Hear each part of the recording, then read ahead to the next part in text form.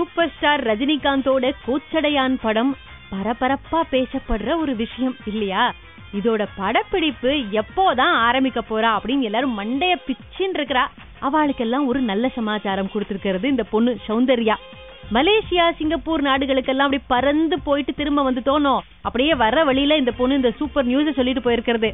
கோச்சடையான் படம் மார்ச் மாசம் 21ஆம் தேதி, அதான் இந்த மாசம் தான் 21ஆம் தேதி தொடங்குறாளாமா. ஃபார்மல் லான்ச் ஏவிஎம் ஸ்டுடியோல பண்ண போறாளாம். சென்டிமெண்ட் இல்லையா? அந்த பிள்ளையார் கோவில் முன்னாடி தேங்காய் உடைச்சு ஆரம்பிக்கணும் அப்படிங்கறது. தேங்காயை உடைச்சிட்டு கையோட ஏரோப்ளேன்ல பறந்து யூகே போறாளாம்.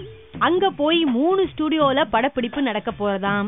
இந்தியாவிலேயே முதல்ல மோஷன் கேப்சர் டெக்னாலஜி மூலமா அனிமேட்டட் 3D படம் எடுக்க போறாளோனோ, அதனால ரொம்ப ஸ்ரத்தை எடுத்துட்டு பண்றா. ரஜினியோட ஆக்ஷனை படம் பிடிக்கிறதுக்கு அவரை சுத்தி 1 இல்லை 2 இல்லை 80 கேமரா வைக்க போறாளாம்.